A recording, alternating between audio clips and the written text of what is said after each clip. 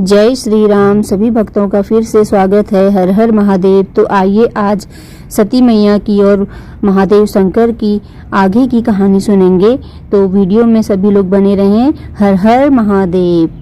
सती इतनी दुखी थी कि उनके उस दारुण दुख का वर्णन नहीं किया जा सकता है। 87,000 वर्ष बीत जाने पर अविनाशी शिवजी ने अपनी समाधि खोली। समाधि खुलते ही शिवजी ने राम नाम का स्मरण किया। तब सती ने समझ लिया कि शिवजी जाग चुके हैं। उन्होंने जाकर शिवजी के चरणों में प्रणाम किया और शिवजी ने उन्हें अपने सामने बैठने के लिए एक आसन दिया। शिवजी भगवान हरि की रसमय कथाएं कहने लगे।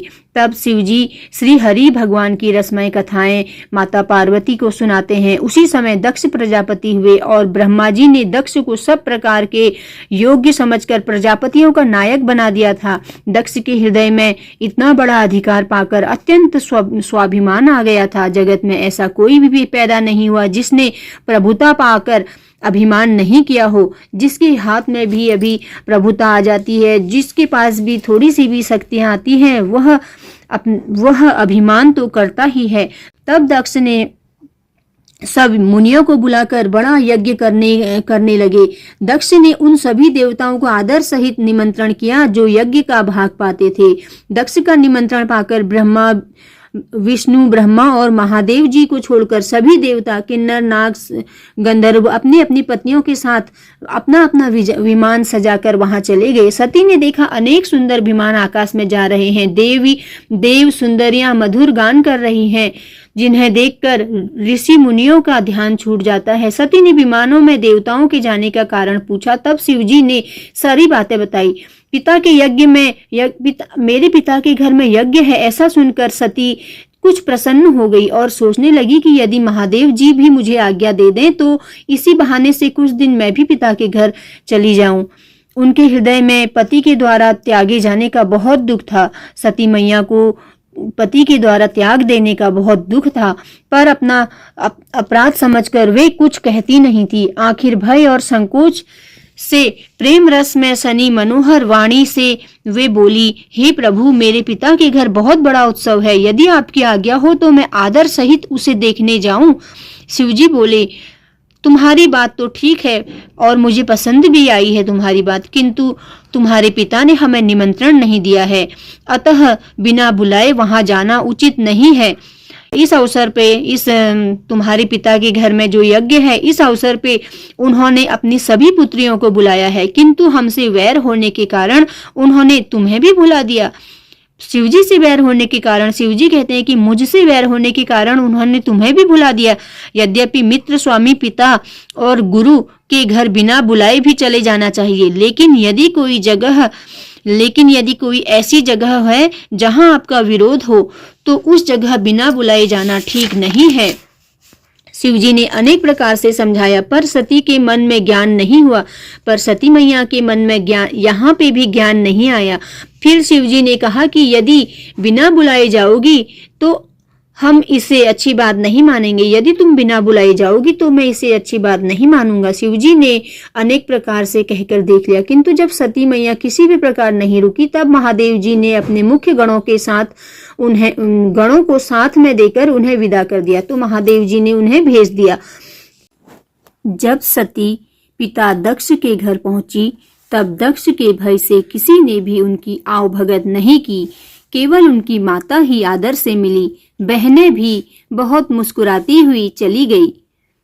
दक्ष ने उनकी कुशल तक नहीं पूछी, अपितु सती को देखकर उल्टा उनके सारे अंग भभक उठे। वह गुस्से में तमतमा उठे। तब सती ने यज्ञ को देखा तो वहां शिवजी का भाग कहीं नहीं दिखाई दिया। तब शिवजी की बात उनकी समझ में आई कि जहां विरोध हो वहां क्यों नहीं जाना चाहिए। पति के अपमान को समझकर सती का हृदय जल उठा। पति का अपमान देखकर सती का हृदय जल उठा। शिवजी द्वारा त्याग दिए जाने का दुख भी उनके हृदय में उतना नहीं था जितना महान दुख उन्हें इस समय अपने पति के अपमान के कारण हो रहा था। यद्यपि जगत में नाना प्रकार के दारुण दुख हैं, तथापि जाति अपमान सबसे कठिन है। यह समझकर पार्वती को बड़ा क्रोध आया। माता ने उन्हें बहुत प्रकार से समझाया बुझाया। पार्वती की मैया ने उन्हें बहुत प्रकार से समझाया, परंतु उनसे शिवजी का अपमान सहा नहीं गया। उनके हृदय में कुछ भी अच्छा नहीं लग रहा था। तब वे सारी सभा को हठपूर्वक डांट कर क्रोध भरे वचनों में बोली, हे सभासदों और मुनीश्वरों, जिन लोगों ने यहाँ शिवजी की निंदा की या सुनी है, उन सब को उसका फल तुरंत ही मिलेगा और मेरे पिता दक्ष की भली भांति, मेरे पिता जो दक्ष हैं वह भी भली भांति पछताएंगे। जहाँ संत शिवजी और लक्ष्मीपति विष्णु भगवान की निंदा सुनी जाए, वहां यदि अपना वश चले तो निंदा करने वाले की जीभ काट लेनी चाहिए, अन्यथा कान मूंद कर वहां से चले जाना चाहिए। त्रिपुर दैत्य को मारने वाले भगवान शिव संपूर्ण जगत की आत्मा है। वे जगत पिता और सबका हित करने वाले हैं। मेरा मंद बुद्धि पिता उनकी निंदा करता है और मेरा यह शरीर दक्ष से ही उत्पन्न हुआ है। इसलिए चंद्रमा को ललाट पर धारण करने वाले शिवजी को हृदय में धारण करके मैं इस शरीर का तुरंत ही त्याग कर दूंगी। तुरंत ही मैं इस शरीर का त्याग कर रही हूँ। ऐसा कहकर सती ने योगाग्नि में अपना शरीर भस्म कर दिया। पूरी तरह यज्ञशाला में हाहाकार मच गया। सती का मरण सुनकर शिवजी के गण यज्ञ विध्वंस करने लगे। यज्ञ विध्वंस होते देखकर मुनिवर भृगु जी ने उसकी रक्षा की। जब यह सारा समाचार शिवजी को मिला, तब उन्होंने क्रोध से भरकर वीरभद्र को भेजा। उन्होंने वहां जाकर यज्ञ विध्वंस कर डाला और सब देवताओं को यथोचित जो भी उचित था वह दंड मिला। दक्ष की वही गति हुई जो शिवद्रोही की हुआ करती है। इस इतिहास को तो सारा संसार जानता है, इसलिए यहाँ पे संक्षेप में इसका वर्णन किया गया है। सती ने मरते समय भगवान से यह वर मांगा कि जन्म जन्म में शिवजी के चरणों में ही मेरा अनुराग रहे। इसलिए उन्होंने हिमाचल के घर में पार्वती के रूप में जन्म लिया। जब से उमा ने हिमाचल के घर में जन्म लिया, तब से वहां सारी सिद्धियां और संपत्तियां छा गई। मुनियों ने जहां तहां सुंदर आश्रम बना लिए और हिमाचल ने उनको उचित स्थान प्रदान किए। उस सुंदर पर्वत पर अनेक प्रकार के नए नए वृक्ष सदा पुष्प और फल युक्त हो गए और वहां अनेक प्रकार के रत्नों की खानें हो गई। सभी नदियों में पवित्र जल बहता है और पक्षी, पशु और भंवरे सभी लोग बहुत सुखी रहते हैं। जीवों ने अपना स्वाभाविक बैर छोड़ दिया। वे पर्वत पर परस्पर प्रेम करते हैं। पार्वती जी के घर में आ जाने से पर्वत ऐसा शोभायमान हो रहा है जैसे राम भक्ति को प्राप्त करके भक्त शोभायमान होते हैं।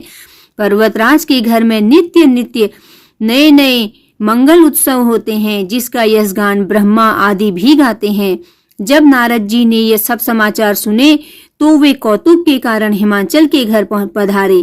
पर्वतराज ने उनका समुचित आदर किया और उनके चरण धोकर उन्हें उत्तम आसन प्रदान किया। फिर हिमाचल ने अपनी पत्नी सहित मुनि के चरणों में सिर झुकाया और उनके चरणोदक को सारे घर में छिड़काया। हिमाचल ने अपने सौभाग्य का नाना प्रकार से वर्णन किया और पुत्री को बुला करके मुनि के चरणों में डाल दिया और कहा, हे मुनिवर, आप त्रिकालाज्ञ और सर्वज्ञ हैं। आपकी पहुंच भी सर्वज्ञ है, अतः विचार करके माया के गुण और दोष बताएं। नारद जी ने हंसकर रहस्य युक्त कोमल वाणी से कहा, तुम्हारी कन्या सब गुणों की खान है। यह स्वभाव से ही सुंदर, सुशील और समझदार है तथा उमा, अंबिका और भवानी इसके नाम हैं। कन्या सब सुलक्षणों से संपन्न है। यह सदा ही अपने पति को प्यारी रहेगी। इसका सुहाग सदा अचल रहेगा। इससे इसके माता पिता भी यशस्वी होंगे। यह सारे जगत में पूज्य होंगी। इसकी सेवा करने से कुछ भी दुर्लभ नहीं रह जाएगा। संसार में स्त्रियां इनके नाम का स्मरण करके पतिव्रत रूपी तलवार की धार पर भी चढ़ जाएंगी। हे पर्वतराज, तुम्हारी कन्या सुलक्षणी है। इसमें जो 2-4 अवगुण हैं वे भी सुन लो। नारद भगवान कहते हैं, जो इसमें 2-4 अवगुण हैं वह बताते हुए कहते हैं, गुणहीन, मानहीन, माता पिता विहीन, उदासीन और लापरवाह, योगी, जटाधारी, निष्काम हृदय और अमंगल वेश वाला पति इसे मिलेगा। इसके हाथ में ऐसी रेखा विद्यमान है। नारद जी की वाणी को सत्य जानकर हिमवान और मैना को बहुत दुख हुआ, पर पार्वती जी बहुत प्रसन्न हुई। नारद जी ने भी इस रहस्य को नहीं जाना, क्योंकि सबकी बाहरी दशा एक जैसी होने पर भी भीतरी समझ अलग अलग थी। सारी सखियों पार्वती, हिमवान और मैना सभी के शरीर पुलकित थे और सभी के नेत्र जल पूरित थे। देवर्षि के वचन कभी भी असत्य नहीं हो सकते हैं, ऐसा विचार करके पार्वती ने उन वचनों को अपने हृदय में धारण कर लिया। उनके मन में भगवान शिव के चरण कमलों के प्रति स्नेह उमड़ आया, परंतु मन में यह संदेह भी उत्पन्न हुआ कि उनका मिलन किस प्रकार होगा। अवसर उचित न जानकर उन्होंने अपने प्रेम को छिपा लिया और अपनी सखियों के पास जाकर बैठ गई। देवर्षि के कथन झूठ नहीं हो सकते हैं, यह विचार कर पर्वतराज हिमालय, मैना और सारी सखियां मन ही मन चिंता में डूब गई। अपने मन में धीरज धरकर पर्वतराज ने नारद जी से पूछा, हे नाथ, अब आप ही बताएं कि इसका क्या उपाय किया जाए। नारद जी बोले, हे हिमवान, सुनो, विधाता ने ललाट पर जो कुछ लिख दिया है उसको देवता, दानव, मनुष्य, नाग, मुनि कोई भी नहीं मिटा सकते। तो मैं भी एक उपाय बताता हूँ, यदि देव सहायता करें तो वह सिद्ध हो सकता है।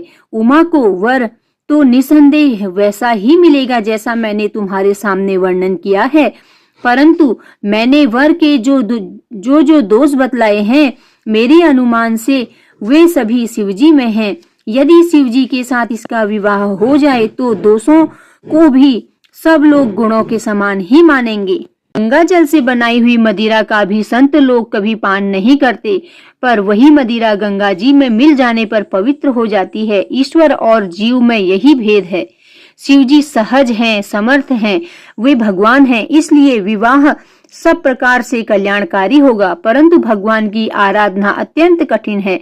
तप करने से वे अतिशीघ्र प्रसन्न भी हो जाते हैं। यदि तुम्हारी कन्या तप करेगी तो महादेव जी अनहोनी को होनी और होनी को अनहोनी कर सकते हैं।